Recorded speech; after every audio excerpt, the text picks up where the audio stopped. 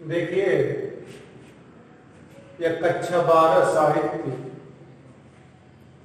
में समाजशास्त्र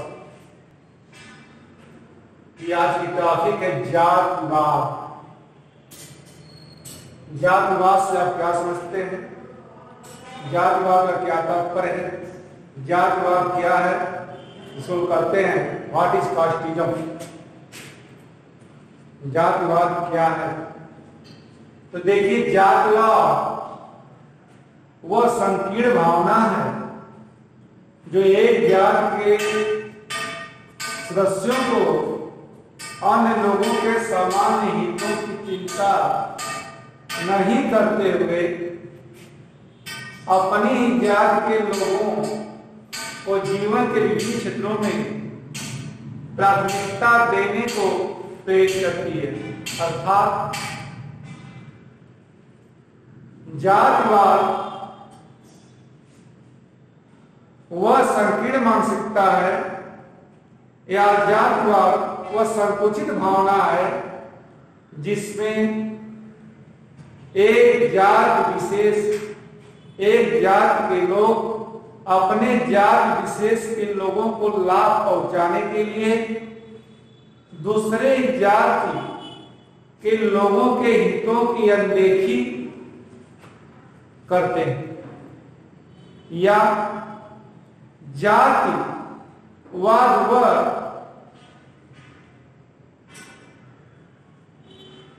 संकीर्ण भावना है या संकुचित भावना है जिसमें एक जाति के सदस्य अपने जात विशेष के सदस्यों को लाभ पहुंचाने के लिए दूसरी जाति के सदस्यों के हितों की अनदेखी या हानि तक पहुंचा देते हैं। इसी भावना को हम जातिवाद कहते हैं।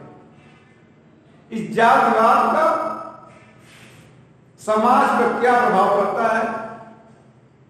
तो इसका समाज पर जो दुष्प्रभाव पड़ता है, दुष्परिणाम इसका जो समाज के सामने देखने को मिलता है, इसका पहला पॉइंट है जातिवाद प्रजातंत्र विरोधी है। जैसा आप जानते हैं, प्रजातंत्र का अर्थ है जनता का जनता के लिए, जनता द्वारा जनता का शासन।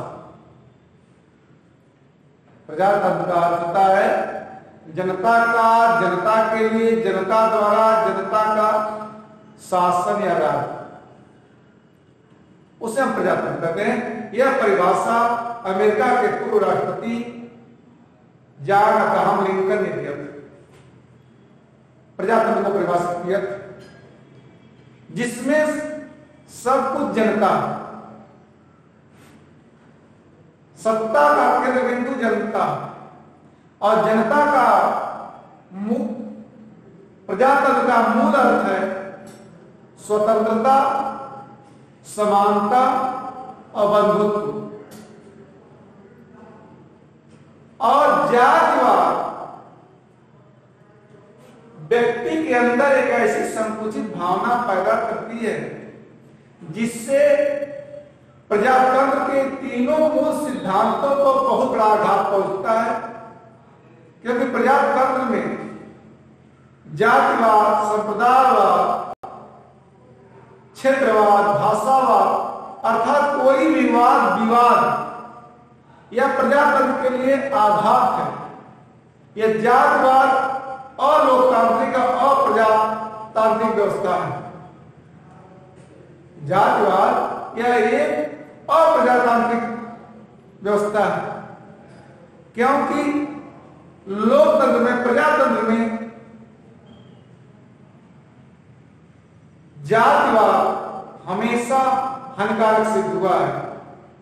इसलिए जातिवाद का एक दुष्परिणाम समाज में देखने को मिलता है। तो प्रजातंत्र का सबसे बड़ा विरोधी है तो जातिवाद।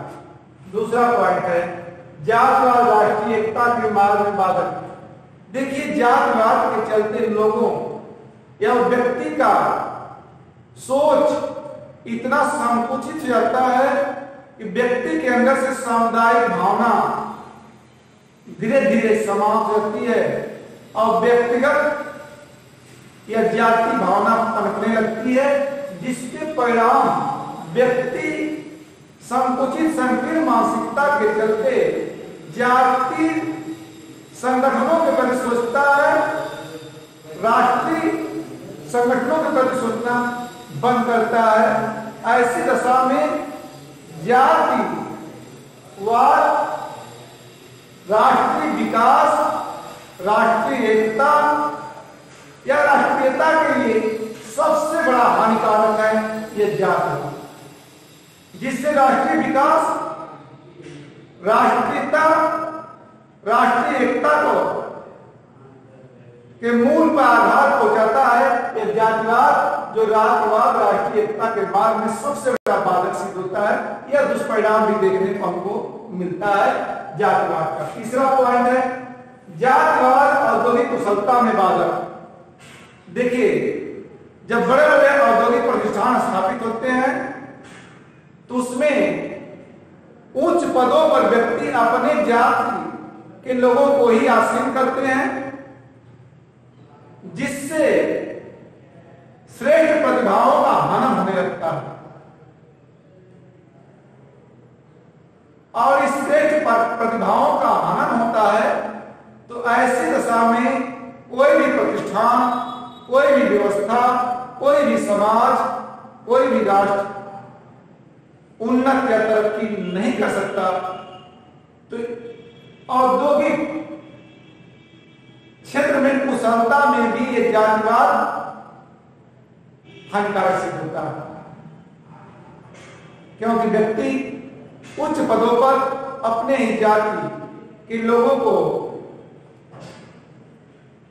आसीन करने लगते हैं। अगला पॉइंट है नैतिक पतन। देखिए, जातिवाद के चलते व्यक्ति का दिन प्रतिदिन नैतिक पतन, चारित्रिक पतन होने लगा। व्यक्ति अपनी जाति के लोगों को लाभ पहुंचाने के लिए निम्न से निम्न स्तर तक की सोच रखने लगा है, जिससे व्यक्ति का नैतिक और चारित्रिक पतन भी होने लगा। यह भी एक दुष्परिणाम देखने को मिलता है समाज में, व्यक्ति का नैतिक और चारित्रिक पतन। अगला है भेदभाव की दीवार बनाना। देखिए, जातिवाद समाज में लोगों के बीच जाति संघर्ष, मनमुटाव, तनाव की भावना पैदा करता है, जो एक जात दूसरे जाति के बीच संघर्ष की स्थिति पैदा करता है। ऐसा वातावरण तैयार करता है कि भेदभाव की दीवार खड़ी हो जाती है। एक जात के लोग दूसरी जात के लोगों से नफरत करने लगते हैं। यह जातिवाद का ही दुष्परिणाम समाज में देखने का मिलता है, जो भेदभाव, नफरत, ईर्ष्या, द्वेष का वातावरण तैयार होता है। अगला है गतिशीलता में बाधक। देखिए, जातिवाद व्यक्ति के कार्यकुशलता के साथ साथ गतिशीलता में भी बाधक है। व्यक्ति संपत्ति के अर्जन करने के लिए, शिक्षा प्राप्त करने के लिए, घर छोड़कर दूर जाने के लिए, वह जाति प्रेम से के मोह से अलग नहीं हो पाता है, घर छोड़ करके दूर जा नहीं पाता है। इससे व्यक्ति के गतिशीलता में भी जातिवाद बाधक है। अगला पॉइंट है भ्रष्टाचार। देखिए, जातिवाद का सबसे बड़ा दुष्परिणाम समाज में देखने को मिलता है भ्रष्टाचार, क्योंकि जातिवाद के चलते समाज में भाई भतीजावाद, परिवारवाद, जातिवाद को बढ़ावा मिला है और समाज में तमाम सामाजिक समस्याएं आप देख रहे हैं जो देखने को मिलती है, उसका भी देन यही है कि समाज में भ्रष्टाचार आए दिन बढ़ रहा है। और भ्रष्टाचार बढ़ रहा है, क्राइम, करप्शन बढ़ रहा है, तो क्राइम बढ़ रहा है, अपराध बढ़ रहा है। अगला है सामाजिक समस्याओं का उदय। देखिए, जातिवाद के कारण जो कुछ प्रतिबंध है, जाति नियम और सिद्धांत है, जिसके चलते आज समाज में कुछ सामाजिक समस्याएं उत्पन्न हो गई, जैसे बाल विवाह, विधवा पुनर्विवाह पर रोक, कुलीन विवाह, दहेज प्रथा, प्रथा प्रथा, इन सारी जो सामाजिक समस्याएं हैं जाति नियमों की कठोरता का की देन। इसलिए जातिवाद की देन है कि समाज में तमाम समस्याएं पैदा हो रही हैं। आए दिन एक नई नई समस्या का उदय हो रहा है। एक दुष्परिणाम में भी देखने को मिलता है। अगला जाति संघर्ष। देखिए जातिवाद की देन है कि आज एक जात दूसरे जात के साथ के लोग आपस में मनमुटाव, ईर्ष्या, द्वेष, नफरत के भाव का कभी कभी देखते हैं। एक जात के लोग दूसरे जात के बीच में संघर्ष की स्थिति, लड़ाई झगड़ा की स्थिति पैदा होती है और जाति संघर्ष का रूप धारण कर लेता है एक जात और दूसरे जात के बीच में। इसका भी देन एक जातवाद की ही देन है। इतना बड़े पैमाने पर दुष्परिणाम समाज को झेलने को